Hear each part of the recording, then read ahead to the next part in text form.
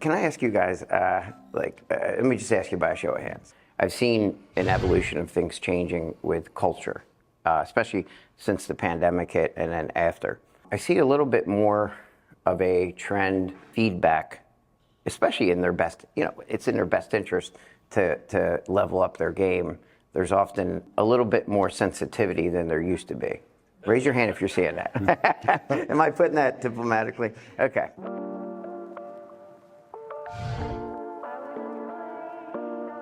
We're moving through a period since the pandemic, and not just young folks, but a lot of folks, where we fail to point to ourselves when it comes to, okay, here's the undesirable feedback that I know they have an interest in making me better. Now it's time for me and how I respond to it. And so there's not enough of this, but there's too much of this. A little bit too much of that. So the challenge with that, I think, some folks not wanting accountability, is that you often see them start to bounce around from one organization to another. Because some folks feel that accountability means blame.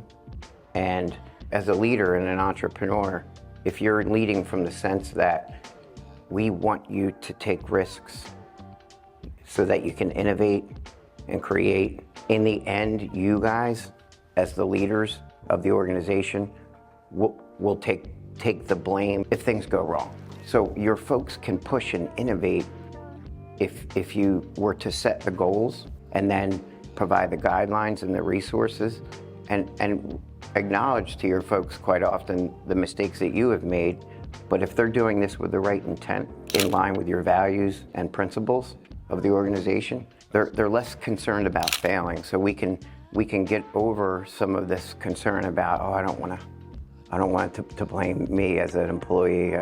It's my employer's fault, or it's my mental health fault, or it's my colleague's fault.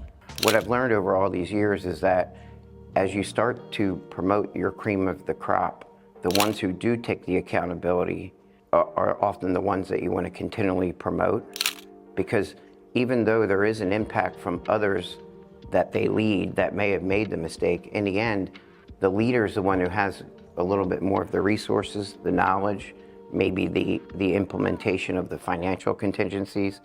And as a result of that, you're looking at antecedents and consequences for that person's behavior, right? So if you can instill a philosophy with your folks that you're leading, that you're using behavior analytic principles to make it errorless learning, I think that's important. Again, if you can instill that philosophy that early off with folks, that I'm trying to create an environment for you that I'm coaching that's errorless learning, and I'm gonna try to provide every resource I can, and I'm not gonna micromanage how you get there because you were promoted because you were good at producing results, right?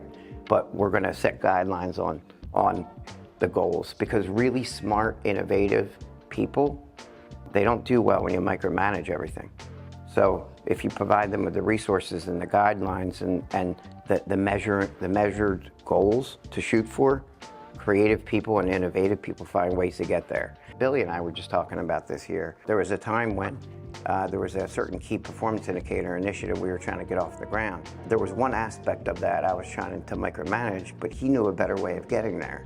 So, not only can you, as a leader, by trying to micromanage the process, you can stifle someone's creativity. My point is just that the goal should be measurable, the resources should be behind the individual, but you can ease their mind by letting them know that if you're engaging in actions that are in line with the values and principles and shooting for this measurable goal, it's okay to make mistakes.